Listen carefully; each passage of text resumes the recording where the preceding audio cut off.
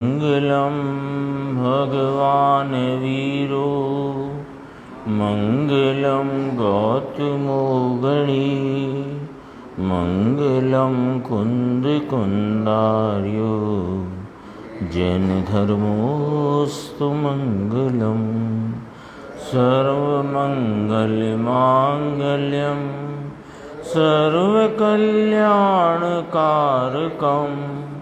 प्रधानं सर्वधर्माणां जैनं जयतु शासनं सहजानंद चैतन्य प्रकाशाय महीयसे नमो अनेकांत विश्रांति महिमने परमात्मने।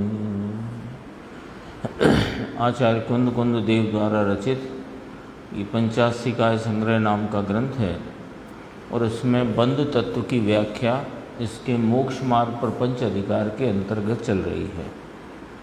147 नंबर की गाथा का स्पष्टीकरण गुरुदेव के द्वारा थोड़ा इसमें 2 पैराग्राफ बाकी है। पेज नंबर 12 है, पंचाशिकाय संग्रह प्रवचन भाग 4 का है ना।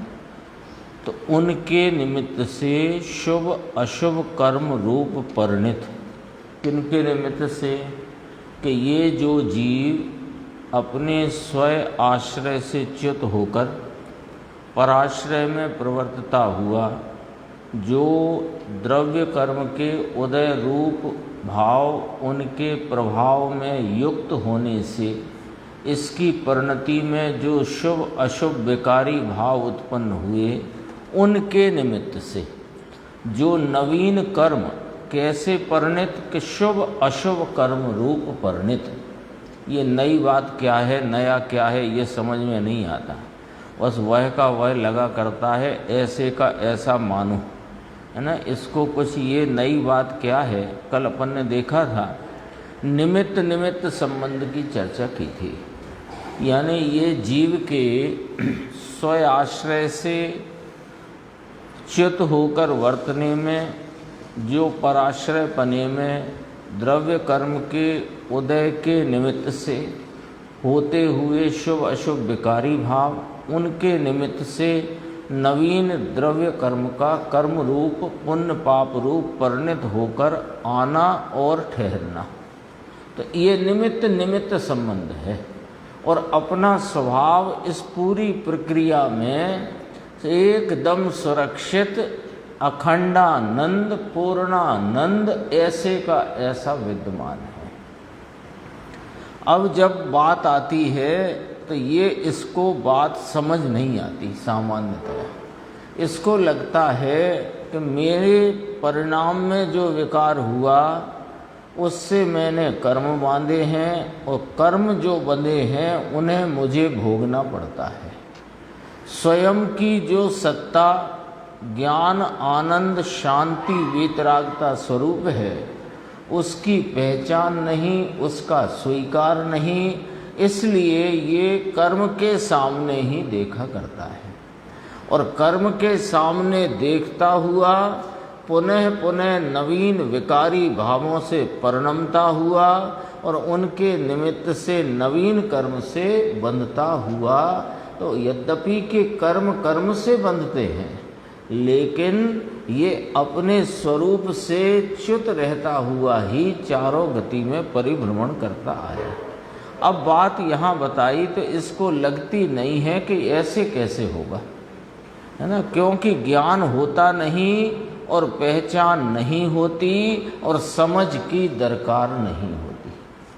यानी क्या ज्ञान नहीं होता कि अपने ज्ञान स्वरूप का ज्ञान नहीं, अपने ज्ञान स्वरूप की पहचान नहीं और मैं कौन हूँ इसे समझने की दरकार नहीं।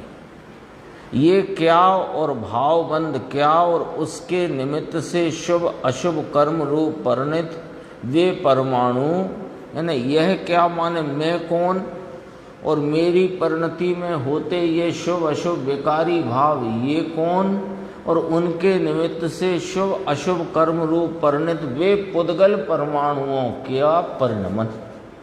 पुद्गलों का जीव के साथ अन्योन्य निमित्त निमित्त की, पुनः बोला, निमित्त निमित्त की विशिष्ट शक्ति सहित अवगाहन, अंदर एक क्षेत्र में कर्म का रहना, उस कर्म को द्रव्य बंध कहा जाता है। कितना स्पष्ट है कि जीव ने क्या किया, कहाँ से चल रही है ये व्यवस्था, कि जीव तो अखंडानंद पूर्णानंद ऐसे का ऐसा विराजमान है, लेकिन इसकी प्रवर्तमान वर्तमान उपयोग दशा में अपने स्वरूप का लक्ष्य न करता हुआ पराश्रय में वर्तता है, यानी उपयोग इसका पर का आश्रय लेकर वर्तता है। और पराश्रय में वर्तते उपयोग में ये कर्म के विपाक रूप अवस्था का लक्ष्य करके स्वयं पर्याय में अवस्था में जीव स्वयं ही शुभ अशुभ भाव रूप से परिणमता है। और उन परिणामों के निमित्त को पाकर, अब पाकर तो कहने में आता है, दरअसल जो द्रव्य कर्म के पुण्य पाप रूप परिणित कर्म प्रकृति रूप से स्थिति अनुभाग रूप से जो परिणमित कर्म परमाणु वे आने वाले आते हैं, उसमें जीव के ये परिणाम निमित्त होते हैं विकारी भाव, और वे कर्म परमाणु स्वयं अपनी योग्यता से आकर उस क्षेत्र में ठहर जाते हैं जहाँ जीव अपने असंख्यात प्रदेशी विस्तार से रहा हुआ है। तो आकर वे किससे बंध जाते हैं, कि वे कर्म कर्म से बंध जाते हैं। इसमें आएगी बात कि वे कर्म किससे बंध जाते हैं, जीव से, कि ना, जीव के साथ एक क्षेत्र अवगाह रूप में रहे हुए पूर्व कर्म उन कर्मों में आकर रह जाते हैं, उन कर्मों से बंध जाते हैं। क्योंकि पुद्गल में है ना ये मिलने बिछुड़ने की व्यवस्था, जीव से तो मिल सकता नहीं। तो कहा कि अवगाहन अंदर एक क्षेत्र में, एक क्षेत्र माने समान आकाश क्षेत्र में आकर कर्म का रहना, उस कर्म को द्रव्य बंध कहा जाता है। और द्रव्य बंध में जीव का जो परिणाम निमित्त होता है उसे भावबंध कहा जाता है। ये भावबंध द्रव्य बंध की चर्चा है ना। अब अगली गाथा में इसके बहिरंग कारण और अंतरंग कारण की चर्चा करेंगे। देखो गुरुदेव नीचे कहते हैं, एक गाथा 147वीं चलती है ना, एक गाथा, एक ही गाथा देखो कितना स्पष्ट है। सारा बंध की प्रक्रिया को एक गाथा में सूत्रकर्ता आचार्य और टीकाकार आचार्य दोनों ने एकदम ऐसा आईने जैसा दिखा दिया। बंध व्यवस्था माने संसार व्यवस्था, बंध व्यवस्था माने संसार व्यवस्था। तो संसार व्यवस्था को जीव जो संसार में रहे हैं उनकी संसार व्यवस्था की अवस्था में किस प्रकार यह चल रहा है वो सारा का सारा एक गाथा में स्पष्ट बता दिया। कोई इसमें फिर वास्तव में देखो इस गाथा को समझने के बाद कोई किंतु परंतु नहीं रहता। देखो अमृतचंद्र आचार्य महाराज 900 वर्ष पहले दिगंबर संत भावलिंगी मुनि हुए हैं, उनकी यह टीका है और मूल श्लोक सूत्र भगवान कुंद कुंद आचार्य महाराज के श्लोक। अभी भावबंध और द्रव्यबंध की ये व्याख्या इसे मस्तिष्क में नहीं होती, इसकी बुद्धि में नहीं बैठी है। तो कोई कहे आप ही कह रहे हो कि बुद्धि में नहीं बैठी, हमें तो बराबर पहले से मालूम है सब। अच्छा मालूम है आपको, तो जिस भाव से, जिस आपके जिस विकारी भाव से, यानी उस जिस विकारी भाव का निमित्त पाकर द्रव्य कर्म आकर के ठहरते हैं, फिर आप उस भाव से धर्म कैसे मानते हो? कोई कहे कि ये कोई सी नई बात थोड़ी करी है ये तो हमने करणान योग के ग्रंथों में पढ़ा हुआ है, सब हमको मालूम है कि जीव के विकारी परिणाम का निमित्त पाकर द्रव्य कर्म आकर आत्मा के प्रदेशों में, अर्थात आत्मा जहाँ है उन प्रदेशों में, आकाश के उन प्रदेशों में आकर ठहरते हैं, इसे द्रव्यबंध कहते हैं। और उस परिणाम, जिस परिणाम के निमित्त, जो परिणाम उनमें निमित्त होता है उसे भावबंध कहते हैं। हमें क्या पहले से नहीं मालूम था? तो तुम्हें यदि पहले से मालूम है तो फिर तुम उस विकारी परिणाम से, जो द्रव्य कर्म के आगमन और ठहरने का निमित्त होता है, उससे तुम धर्म कैसे मानते हो? आप तो आप ही जवाब दो। यदि जानते हो कि जीव के विकारी परिणाम से, और जीव को विकारी परिणाम कहाँ से हुआ? कि जीव ने किया। विकारी परिणाम का कर्ता कौन? जीव। कहाँ हुआ? जीव की पर्याय में। कल चल गई चर्चा। कौन ने किया? कि जीव ने। कहाँ हुआ? कि पर्याय में। कैसे हुआ? कि स्वयं आश्रय छोड़ने से। तो फिर तुम कर्म से विकार होता है ऐसे कैसे मानते हो? और मेरे विकार से धर्म होता है ऐसा कैसे मानते हो? यदि ये मानते हो तो तुम ये नहीं मानते हो कुंद कुंद आचार्य और अमृतचंद्र आचार्य की जो कथनी है, जो सर्वज्ञ देव की बात है, उसे आप नहीं मानते, है ना? तब गुरुदेव कह रहे हैं ये वाली बात कि अभी भावबंध और द्रव्यबंध की ये व्याख्या इसे मस्तिष्क में नहीं होती, इसकी बुद्धि में नहीं बैठी। जय कुमार जी भाई साहब, यदि बुद्धि में बैठी है तो फिर तुमने इससे धर्म माना कैसे? अथवा कर्म से विकार होता है ऐसा तुमने माना कैसे? ये तो पूरी व्यवस्था सामने रख दी ना, आपके सामने पूरी व्यवस्था है।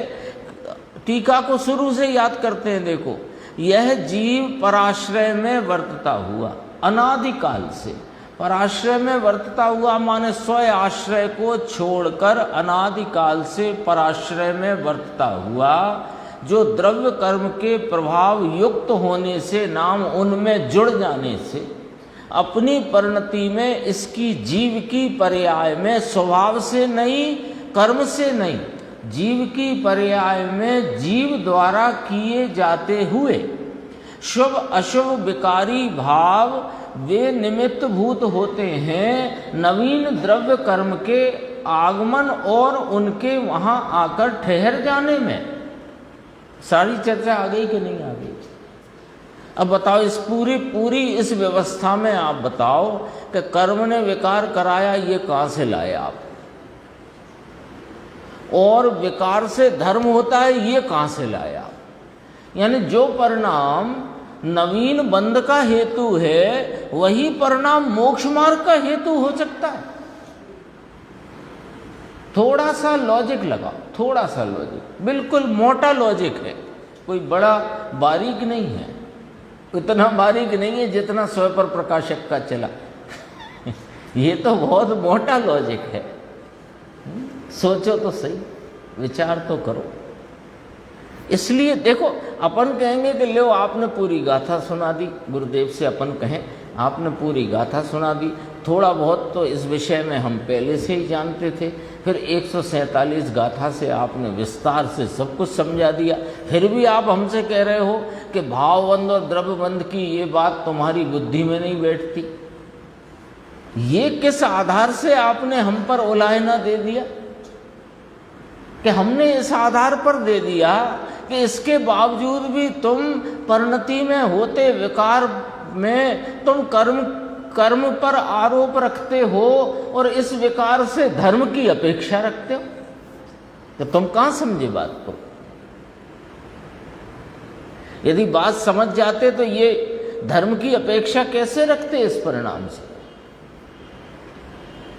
देखो, स्वयं गुरुदेव ने कहा, अभी भावबंध और द्रव्यबंध की ये व्याख्या इसे मस्तिष्क में नहीं होती। पुण्य से धर्म होता है और व्यवहार करते करते, व्यवहार यानी कि पुण्य, व्यवहार अर्थात पुण्य परिणाम ऐसा करते करते धर्म होता है, अर्थात कि वीतराग भाव होता है। यहाँ कहते हैं कि व्यवहार करते हुए जो निमित्त रूप से, यानी व्यवहार के जो पुण्य रूप शुभ परिणाम कसाय की मंदता वाले विकारी भाव, वे निमित्त होते हैं और उनके निमित्त रूपता में इधर नया द्रव्य कर्म का बंध होता है। अब इतना तो समझते ही हैं अपन कि बंध और मुक्ति दोनों के मुख विपरीत हैं। जिस दिशा में बंध का भाव है उस दिशा में मुक्ति का भाव नहीं हो सकता। इतनी तो बात समझ में आ सकती है ना। जो गर्म है पानी, तो जिस चीज से पानी गर्म हो रहा है उससे ठंडा नहीं होता। इतनी बात समझ में आती है कि नहीं आती? और जिससे ठंडा होता है उससे गर्म नहीं होता, इतनी बात तो समझ सकते हैं ना। तो जिस भाव से बंद होता है उससे मुक्ति कैसे हो जाएगी, या मुक्ति का मार्ग कैसे हो जाएगा? लो, इस एक गाथा में भाव बंध और द्रव्य बंध दोनों की व्याख्या हुई। अब 148 गाथा प्रारंभ होती। देखो, जोगनिमित्तम गहणम जोगो मणवयण काय संभूदो भावनिमित्तो बंधो भावो रदिराग दोष मोह जुदो है योग हेतुक कर्म आश्रव योग तन मन जनित है भाव हेतुक बंध अर भाव रति रुस सहित है। उत्थानिका है, यह बंध के बहिरंग कारण और अंतरंग कारण का कथन है। भावबंध द्रव्यबंध की व्याख्या करी पूर्व की 147वीं गाथा में। 148वीं गाथा में फरमाते हैं कि ये बंध के बहिरंग कारण कौन और अंतरंग कारण कौन है। अनुवाद पढ़ते हैं। देखो, 13 नंबर का पेज है। ग्रहण का नाम कर्म ग्रहण का निमित्त योग है। योग क्या है कि योग मन वचन काय जनित, जनित का अर्थ है मन वचन काय के निमित्त से आत्म प्रदेश का परिस्पंदन, उसका नाम योग है। इतनी बात हुई। अभी आधी बात हुई गाथा की। ग्रहण माने कर्म ग्रहण, कर्म का आना। आते हैं ना, आते हैं तभी तो ठहरते हैं, तो आना। तो कर्म ग्रहण का निमित्त कौन है कि जीव के आत्म प्रदेशों का परिस्पंदन। वह आत्म प्रदेशों का जो परिस्पंदन है, जीव के आत्म प्रदेशों का परिस्पंदन, हलन चलन, वह उसमें मन वचन काय का निमित्तपना है। इसको जिन शास्त्रों में योग संज्ञा दी गई है। योग कहते हैं ना, योग, योग का अर्थ, योग के दो अर्थ आते हैं। एक योग का ये अर्थ है, और एक जब उपयोग का स्वरूप में युक्त होना, उसे भी योग कहते हैं। यहाँ योग का अर्थ है मन वचन काय के निमित्त से होने वाले आत्म प्रदेशों का परिस्पंदन, हलन चलन, उसमें हाँ वो हलना चलना होता है, उसे योग कहा। हाँ, मन वचन काय जनित लिखा, उसका अर्थ निमित्त है। मन वचन काय के निमित्त से होने वाले आत्म प्रदेशों के परिस्पंदन को योग कहा। योग कौन का निमित्त? कि वे जो द्रव्य कर्म हैं उनके आने का, रहने का, रुक जाते हैं ना, आने का रुकने का निमित्त है योग। और योग है आत्म प्रदेशों का परिस्पंदन, जिसमें जीव के संयोग में रहे मन वचन काय का निमित्त बना है। हाँ आने में ही है, पर ये बंध की चर्चा है ना, तो इसको बहिरंग कारण में लिया गया है। और देखो दूसरी बात, भाव निमित्त बंध, बंध का निमित्त तो भाव है। भाव माने पर्याय, विकारी भाव रूप पर्याय।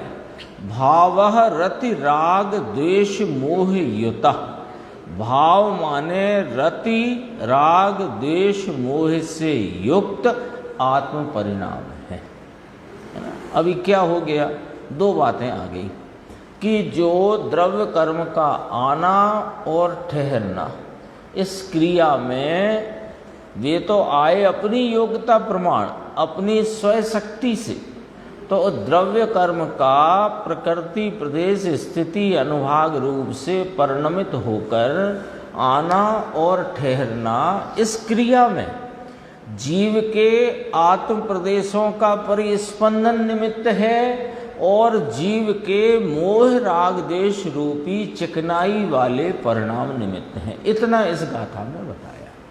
तो जो योग है वो बहिरंग कारण है और वास्तव में मुख्यतया तो जीव का विकारी भाव मोह राग देश का परिणाम, वो वास्तव में इस द्रव्य बंध का निमित्त कारण तो मूलतया अंतरंग कारण जीव का विकारी भाव है। इतनी बात यहाँ कहता है। देखो टीका, ग्रहण अर्थात, ग्रहण शब्द लिया ना सूत्रकर्ता आचार्य ने, तो ग्रहण अर्थात कर्म पुद्गलों का जीव प्रदेशवर्ती कर्म स्कंदों में प्रवेश। लो कहाँ प्रवेश हुआ? आत्म प्रदेशों में नहीं, कर्म स्कंदों में।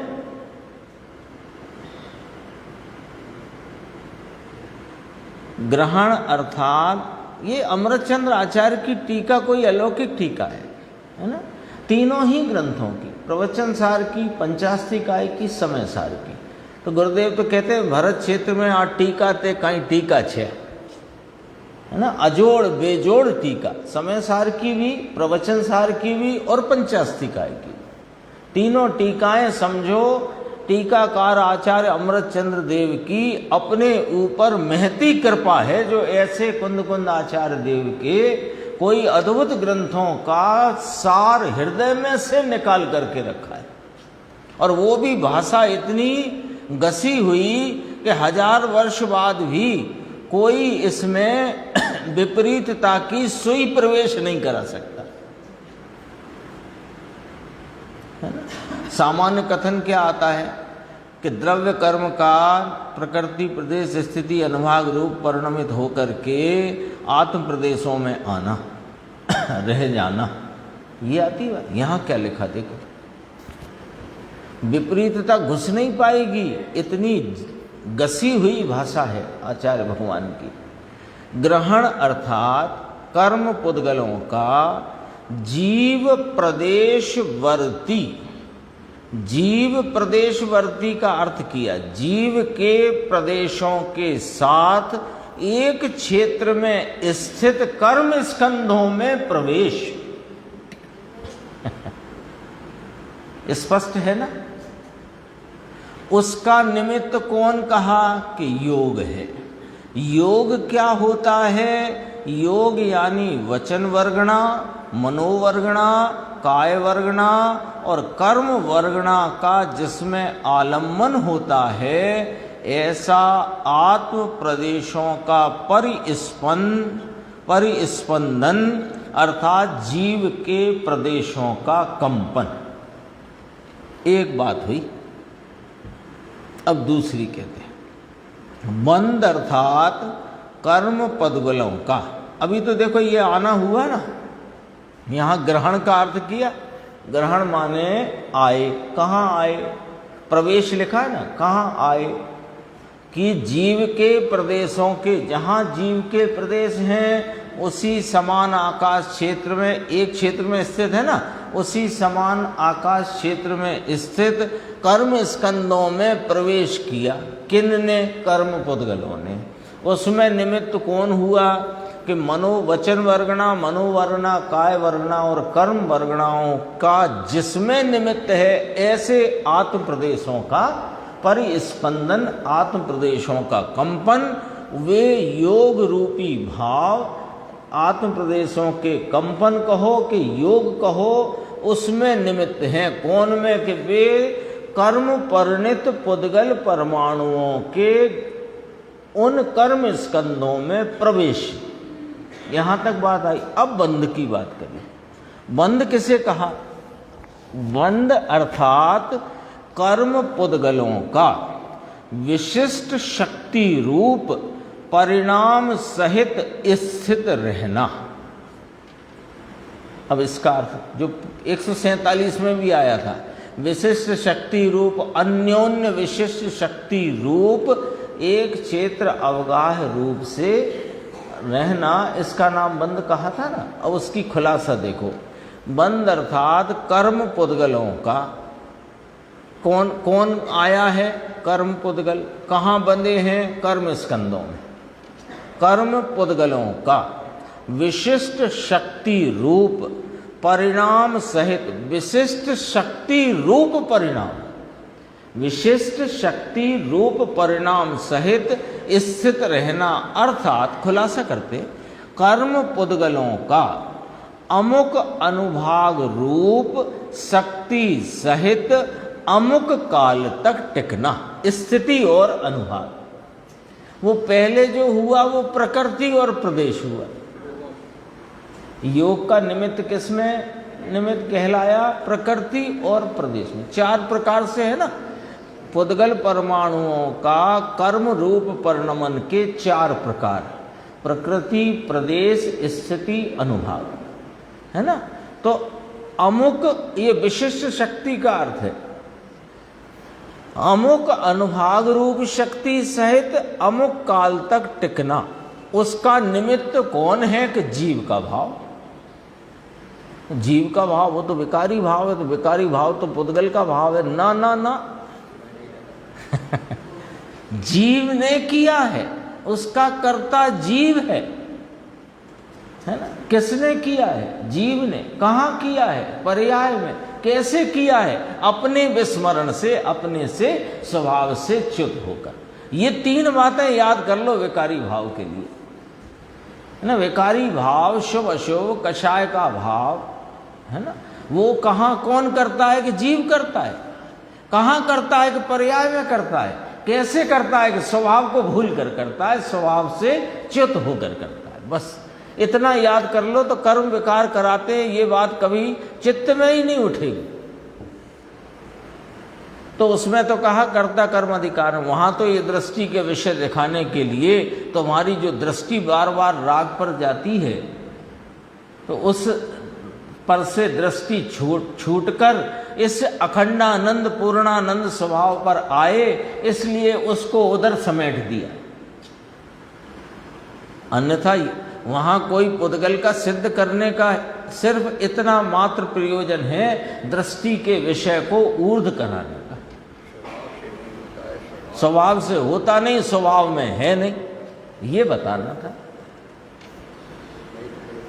दरअसल में क्या है कि जिनवाणी में सब बातें आ गई हैं, बात तो कोई बाकी रही नहीं।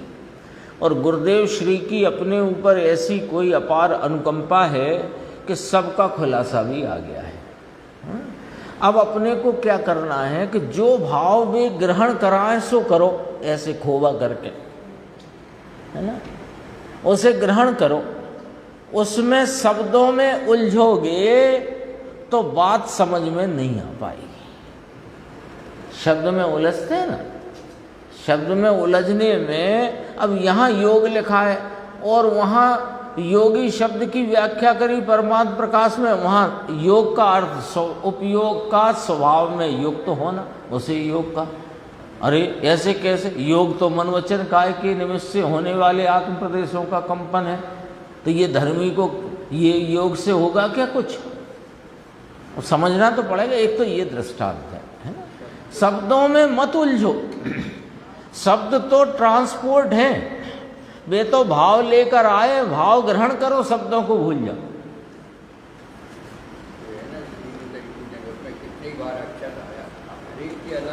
हाँ ये तो हिंदी की जब चौथी पांचवी क्लास में पढ़ा दिया, कनक कनक ते सौगुनी कनक के दो अर्थ। तो शब्द सीमित है, भाव असीमित है। और वास्तव में ये जो अपना चैतन्य परमात्मा है, ये न वचन से गोचर होता, न विकल्प से गोचर होता, अनुभव गोचर वस्तु है। ये तो थोड़ा अनुमान के लिए आपको वचन से कहते हैं, उससे अनुमान करके वस्तु पकड़ना, शब्द मत पकड़ना। शब्द पकड़े तो समझो कि फिर कुछ नहीं हो सकता। देखो कितनी गजब की बात है। बंद किसे कहा?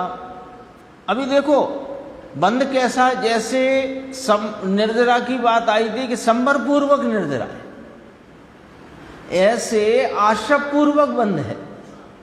पहले कर्म परमाणु अपने कर्म भाव से, यानी जो पुद्गल परमाणु कर्म भाव से परिणत हैं, वे आते हैं और ठहर जाते हैं, इसका नाम बंध है। तो कैसे करके आते हैं कि वे कर्म रूप परिणत होके आते हैं। तो कर्म रूप परिणत के 4 प्रकार, प्रकृति, प्रदेश, स्थिति, अनुभाग।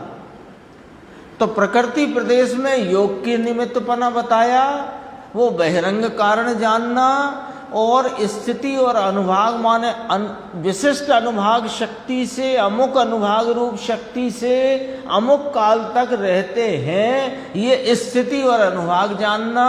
इसमें निमित्त कौन है कि जीव का विकारी भाव। जीव भाव कौन सा जीव भाव? कि रति राग द्वेष मोह युक्त परिणाम है, अर्थात मोहिनी के विपाक से उत्पन्न होने वाला विकार है।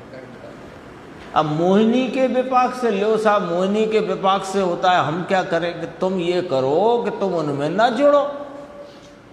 मोहिनी का विपाक नाम उदय, दर्शन मोह, चारित्र मोह, दोनों आ गए ना, क्योंकि मोह राग देश 3 भाव लिए ना, तो राग आदि विकारी भाव में चारित्र मोह का उदय निमित्त है, और मिथ्यात्व रूप मोह में दर्शन मोह का उदय निमित्त है। तो दोनों ले लो मोहिनी में। उनके विपाक से उत्पन्न माने उनके विपाक के निमित्त से जीव को स्वयं स्वरूप से च्युत होने पर, उनका लक्ष्य करते होने पर, यह मोह राग देश के चिकनाई वाले विकारी परिणाम उदित होते हैं, उत्पन्न होते हैं, प्रकट होते हैं, उनका निमित्त पड़ता है इस द्रव्य बंध में। ये वाली बात। तो 2 कारण बताए 2 पैराग्राफ में, पेज नंबर 14 आ गया। देखो अब, इसलिए यहाँ बंध में बहिरंग कारण यानी बहिरंग निमित्त योग है, क्योंकि वह पुद्गलों के ग्रहण का, उनके आने का हेतु है, निमित्त हेतु है। और अंतरंग कारण नाम अंतरंग निमित्त जीव भाव ही है, क्योंकि वह कर्म पुद्गलों की विशिष्ट शक्ति नाम अनुभाग शक्ति तथा स्थिति उसका वह हेतु नाम निमित्त कारण है। टीका ही कितनी स्पष्ट है, 3 पैराग्राफ में पूरी बात करी। अब भावार्थ सुनो इसका। कर्म बंध पर्याय के 4 विशेष हैं, प्रकृति बंध, प्रदेश बंध, स्थिति बंध और अनुभाग बंध। इसमें स्थिति अनुभाग ही अत्यंत मुख्य विशेष है।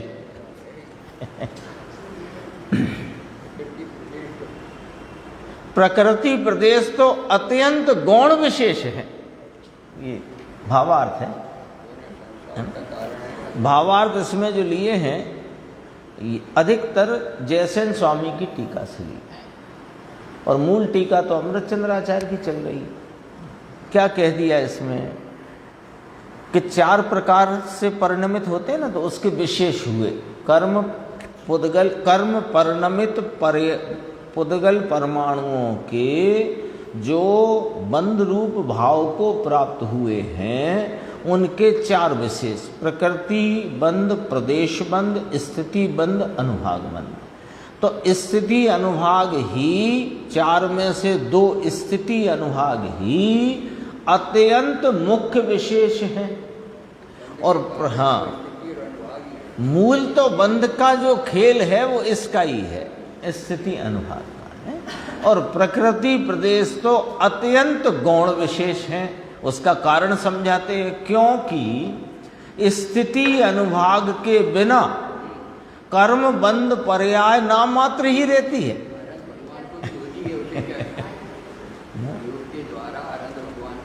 हाँ, वो तो आते ही ईदिया पथाश्रम है, वहां आए और गए। ये तो स्थिति लेकर आए तो रुकेगा ना, रुकने का नाम बंद है। और रुके तो बंद है।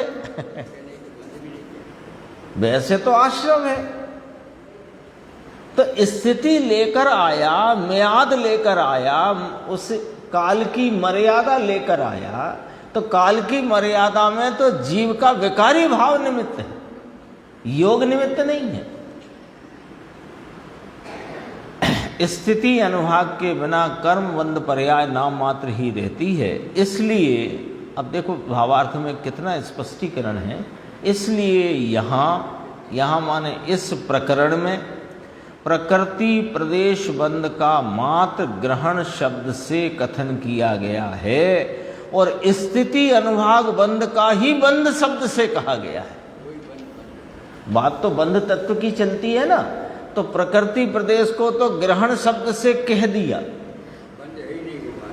उसे अभी उसे बंध क्या कहे? बंध तो वास्तव में स्थिति अनुभाग बंध वही बंध कहलाता है। जीव के किसी भी परिणाम में वर्तता हुआ योग कर्म के प्रकृति प्रदेश का यानी ग्रहण का निमित्त होता है और जीव के उसी परिणाम में वर्तता हुआ मोह राग देश भाव कर्म के स्थिति अनुभाग का अर्थात बंध का निमित्त होता है। ये समझना जरा बात। जीव है ना, जीव कौन है? कि द्रव्य है। द्रव्य है तो इसका प्रत्येक समय में एक कोई ना कोई वर्तमान परिणाम होता है। वस्तु है ना जीव, द्रव्य। तो द्रव्य तो द्रवित होता है। कहाँ द्रवित होता है? कि अपने वर्तमान परिणाम में।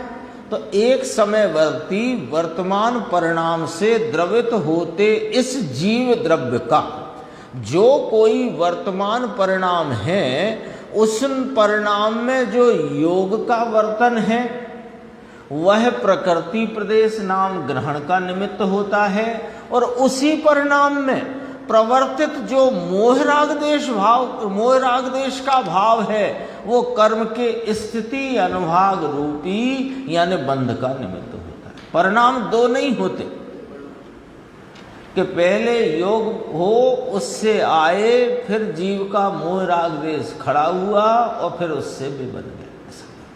एक ही परिणाम है, एक ही परिणाम है ना। जीव के किसी भी परिणाम, ये तो जैन सिद्धांत की विशेषता है कि एक परिणाम प्रत्येक परिणाम से परिणमता है ना। प्रत्येक समय में होते अपने वर्तमान परिणाम में प्रत्येक द्रव्य परिणमता। अपन बात तो जीव की करते हैं। तो जीव द्रव्य प्रत्येक वर्तमान में एक किसी न किसी वर्तमान भाव से परिणमता। सिद्ध हो तो वे भी, निगोध हो तो वो भी, मनुष्य त्रियंच नारकी देव कोई हो, जीव के संदर्भ से बात करते हैं। हाँ, तो एक समय में एक परिणाम होता है, एक समय में दो परिणाम होते नहीं। और एक परिणाम जो होता है उसे पूर्व परिणाम की अपेक्षा नहीं और उस परिणाम को भविष्य के परिणाम की अपेक्षा, क्योंकि पर्याय निरपेक्ष है, पर्याय स्वतंत्र है। ये स्वतंत्रता की उद्घोषणा पूरे विश्व के पटल पर जिन शासन के अलावा कहीं नहीं है। यहाँ तो पर्याय कोई नहीं जानते। कोई पर्याय कोई द्रव्य कहता है, कोई द्रव्य को द्रव्य कहता है, पर्याय को मानता ही नहीं, उसे माया कहता है। अनेक प्रकारताएं हैं, लेकिन द्रव्य पर्याय की जो वस्तु की वास्तविक व्यवस्था है उसका वास्तविक निरूपण सिर्फ और सिर्फ जैन शासन में है, कहीं नहीं। कहीं नहीं है विश्व के पटल पर। और उसमें ये कहा कि जो एक समय का वर्तमान व्यक्त भाव है वो द्रव्य का परिणाम है, और परिणाम पलट जाता है और द्रव्य ज्यों का यूं ही रहता है। उत्पाद व ध्रुव युक्तम सत आ गया ना सब। तो अब कहते हैं कि वो वर्तमान परिणाम को पूर्व परिणाम की अपेक्षा नहीं, और वर्तमान परिणाम को भविष्य के परिणाम की अपेक्षा नहीं। ऐसा प्रत्येक परिणाम स्वतः स्वयं निरपेक्ष उत्पन्न होता है, और उसके व्यय होने के लिए अगले परिणाम के उत्पाद की भी अपेक्षा नहीं। ये सब बात प्रवचन सार में बहुत विस्तार से आ गई है। वो बात को यहाँ क्यों अपन ने याद किया? इसलिए कि ये चार प्रकार बंध के खड़े हुए अपने सामने, प्रकृति, प्रदेश, स्थिति, अनुभाव। प्रकृति प्रदेश नाम ग्रहण, उसमें निमित्त जीव के आत्म प्रदेशों के कंपन अथवा योग, और बंध रूप भाव में निमित्त जीव के मोह राग देश रूप विकारी भाव, जो कर्म के स्थिति अनुभाग रूप परिणाम के निमित्त है। यही बात आई ना। तो वे दो परिणाम में नहीं होते, ये बात अपने को अच्छे से समझना है। वही परिणाम में वर्तता हुआ कंपन, और वही परिणाम में वर्तता हुआ मोह राग देश का चिकना भाव। चिकना भाव निमित्त है वास्तव में बंध रूपी भाव यानी स्थिति अनुभाग का, और जो आत्म प्रदेशों का कंपन उसी परिणाम में, वो निमित्त है नए द्रव्य कर्म रूपी जो प्रकृति प्रदेश का परिणमन से परिणमित परमाणुओं के प्रवेश का। इतना ग्रहण शब्द लिया जिसके लिए।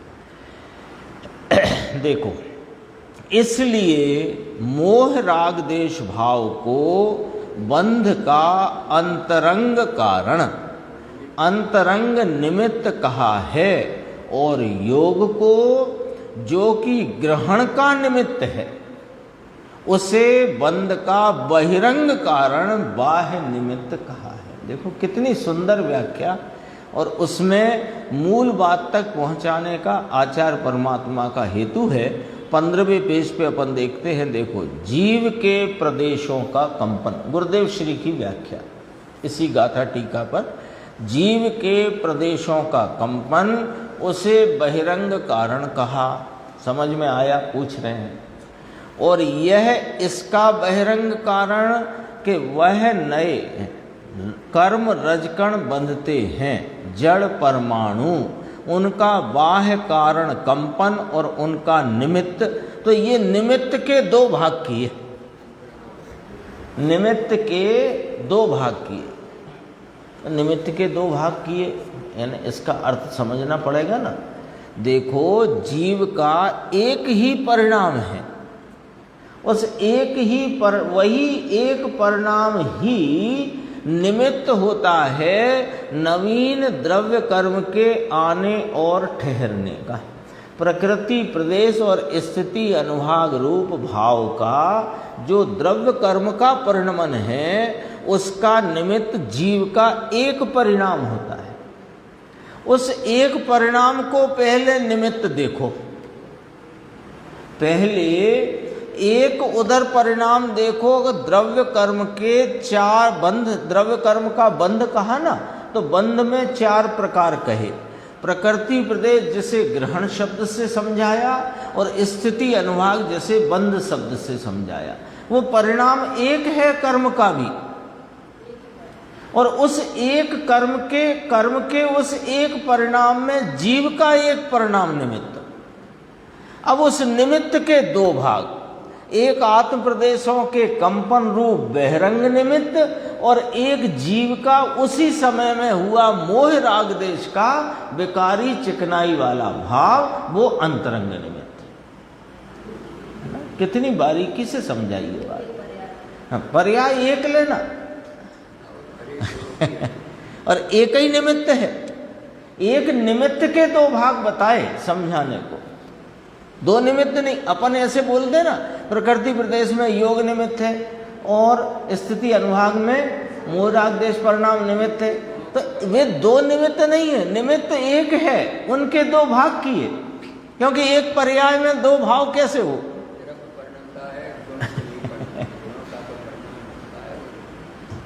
एक परिणाम है, उसी को निमित्त कहा, उसी निमित्त के दो लिए। ऐसा नहीं है, ऐसे तो अरिहंत भगवान को योग आत्म प्रदेशों का कंपन तो है, पर राग देश नहीं है, वीतराग है। योग का काम अलग है और मोह राग देश का काम अलग है। मोह राग देश श्रद्धा और चारित्र का विकारी भाव है और योग आत्म प्रदेशों का कंपन है। एक ही द्रव्य के अनंते गुण है ना, अनंते भाव है ना, तो सबका परिणमन होगा कि नहीं होगा, एक समय होगा कि नहीं होगा। आत्म प्रदेशों का कंपन होता है इसलिए मोह राग देश होता है, ये वाली बात नहीं है। आत्म प्रदेशों का कंपन है जिस परिणाम में, उसी परिणाम में जो मोह राग देश है वो स्थिति अनुभाग में निमित्त कहा। ऐसे एक निमित्त के दो भाग किए। ये गुरुदेव ने पहले ही शुरुआत में खोल दी ये बात।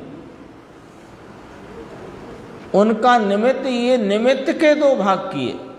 तो सच कहते हैं गुरुदेव श्री जब बात को खोलते हैं तो बहुत गहराई से खोलते हैं बात, यानी आचार्यों के हृदय को निकाल कर रखते हैं सामने। एक बाह्य निमित्त, एक अंतरंग निमित्त। राग और द्वेष, पुण्य और पाप, मिथ्यात्व भाव, वह अंतरंग कारण, नए बंध का अंतरंग निमित्त कारण है। समझ में आया? फिर कहा देखो, ग्रहण अर्थात कर्म पदगलों का जीव प्रदेशवर्ती, जीव के प्रदेशों के साथ एक क्षेत्र में स्थित कर्म स्कंधों में प्रवेश। कहो समझ में आया? हाँ, जीव से बंधे कैसे? एक द्रव्य दूसरे द्रव्य से बंध ही नहीं सकता। और वो पुद्गलों में ऐसा एक विशेष भाव पाया जाता है, इसीलिए उनका नाम पुद्गल है। मिलना विछड़ना, जो इस पंचास्ति काय में भेद और संगात शब्द से समझाया गया है। बहुत अद्भुत अद्भुत ग्रंथ हैं कुंद कुंदाचार्य के। देखो क्या रह जाता है शेष। पंचास्ति काय, प्रवचन सार, नियम सार, समय सार और अष्टपाहुड़ में तो फिर सब चर्चा है ही। अभी तो परमात्म प्रकाश में भी योगेंद्र देव कितना गजब करते हैं देखो।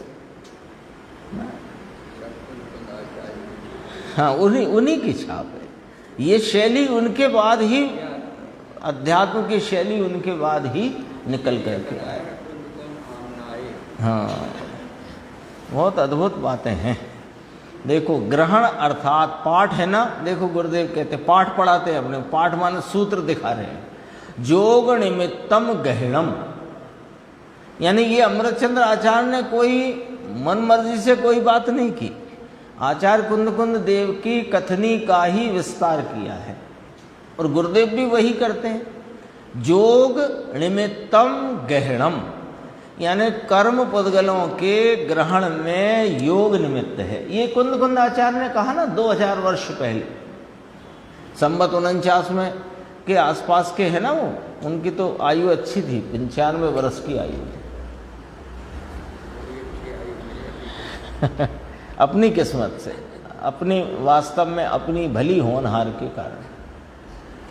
कर्म पुद्गलों का, नए रजकणों का एक जीव प्रदेशवर्ती, जीव के प्रदेशों के साथ एक क्षेत्र में स्थित रजकणों कर्म स्कंदों में प्रवेश, उसका निमित्त योग है।